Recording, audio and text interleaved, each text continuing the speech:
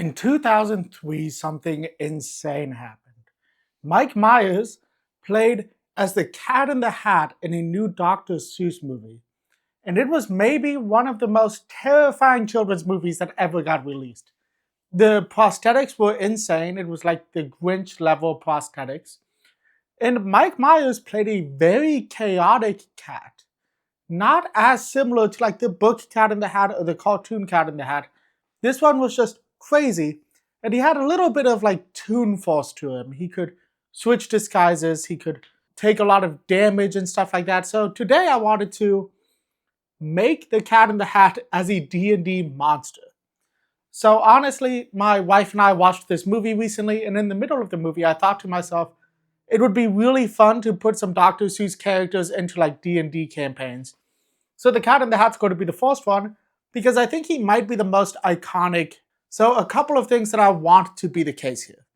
I want the Cat in the Hat to have resistance to bludgeoning damage because he kind of doesn't take damage very well. I considered just giving him resistance to physical damage because he gets like his tail cut off in the movie and everything.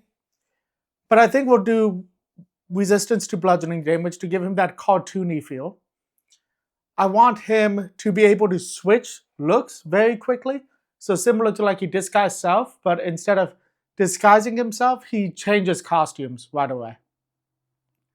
To help with that effect, there's a couple of times in the movie where he like appears behind the kids, or he appears behind the kids like in costume. So I want him to be able to teleport, similar to like a Misty Step. I think type-wise, the Cat in the Hat fits the Fae type very well.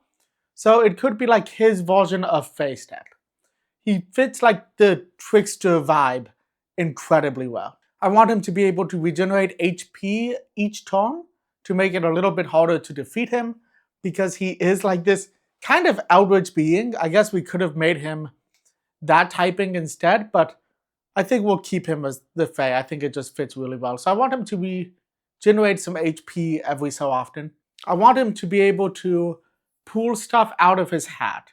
Primarily, I want him to be able to pull a baseball bat out of his hat because I think that's going to be his primary weapon, is the baseball bat. He's going to have a small box in his hat that he can throw out that enlarges itself to summon Thing 1 and Thing 2. I think Thing 1 and Thing 2 are very instrumental to the Cat in the Hat's vibe. So I want Thing 1 and Thing 2 to be in this. I'll do a separate video making Thing 1 and Thing 2, I think, because if not, this one will be kind of long. So I want him to be able to summon Thing 1 and Thing 2 to help out.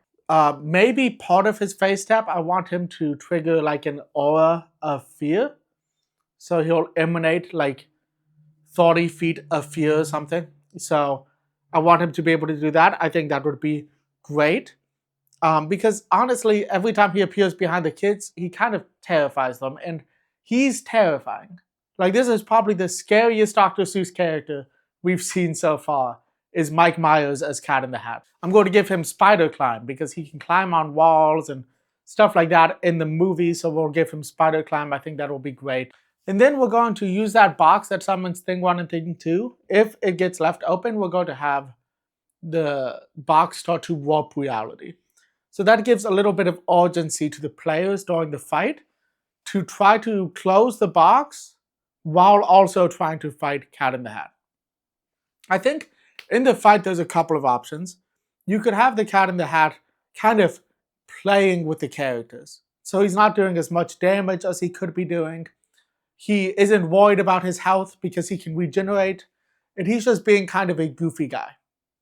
We could also have it to where the Cat in the Hat kind of doesn't lose. So near the end of the fight, he like jumps into the box or something like that, just to make him feel more unkillable because he should be like a threat.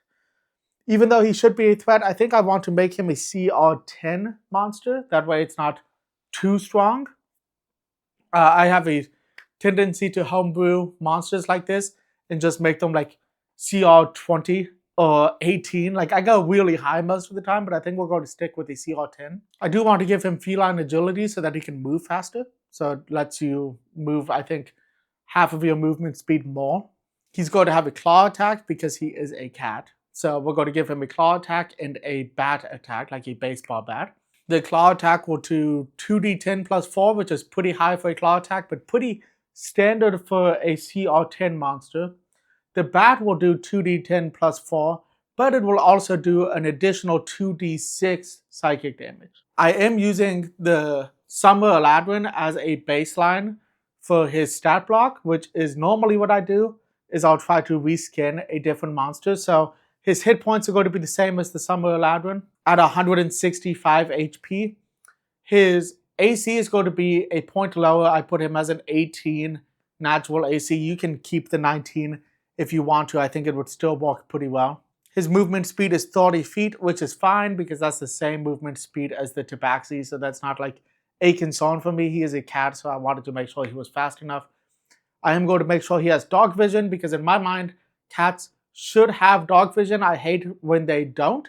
So I'm going to give him dog vision. Sticking with the Summer Aladrin stats, his strength is going to be pretty high because he uses a baseball bat primarily. So I want to make sure that his bat attack is strong enough. I think he has like an 18 strength. His dexterity is also going to be really high with a 21, mostly because he's a cat. So I wanted to kind of fit that theme. His constitution is going to be pretty high at a 16. His intelligence is a 14, which isn't bad. That's still a +2. His wisdom is a 12, also not bad. That's a +1. That's better than nothing. And I wouldn't say that the Cat in the Hat is super wise. Like, he's very chaotic and he has some wisdom there, but I don't think he's incredibly wise. And then his charisma is an 18, which is a +4. I think this is really good because he does like impersonate things often, like when he's the chef and stuff like that. The Summer Aladrin does have really good athletics and intimidation, both of those being +8, which I think is incredible for the Cat in the Hat because he's going to be intimidating, and with him being more dexterous and him being a feline and having spider climb and everything, I think it makes sense for his athletics to be higher. Well, I guess athletics is a strength stat, but I still think it makes sense for his athletics to be higher with him being a cat. So I think this would be a solid build to throw into like a one-shot or something, maybe just a side quest with your characters. You could throw it in when the characters are in the Feywild. I don't think typing matters much here. I think the Fey makes sense. I think Fiend makes sense. I think Monstrosity makes sense for that more Eldritch vibe. It's really up to you and how you want to play your game. I just think, to me, Fey makes the most sense because he does make deals with the characters. He is very strict to those deals, so he could walk for the Fiend, similar to the Fey. But both of them make deals. I think he just fits the Fey more because he's a little bit more whimsical, a little bit more chaotic. Devils that make deals are very like lawful characters. They're evil, but they're lawful characters. And I don't think that necessarily fits the vibe of Mike Myers as the Cat in the Hat. So I hope you guys did like this video. I'm going to throw a monster stat block on the screen for a few, just in case you guys want to screenshot it and use that in one of your campaigns. But I do think this would be incredibly fun to run. I might have to find a group soon to play a Cat in the Hat one-shot with because I think it would be great. Like I said, if you guys are interested in more videos like this, I can do one for Thing 1 and Thing 2. And then there are a lot of Dr. Seuss characters. There's, Horton from Horton Hears a Who. There's the Grinch. Obviously, the Grinch is a very iconic one. And then there's people like that guy with a tree. Why can't I think of his name? The Lorax. So I can do a few videos like that. If you guys are interested in videos like that, just let me know in the comments. And other than that, guys, I hope everybody is having an amazing day. And until next time, peace.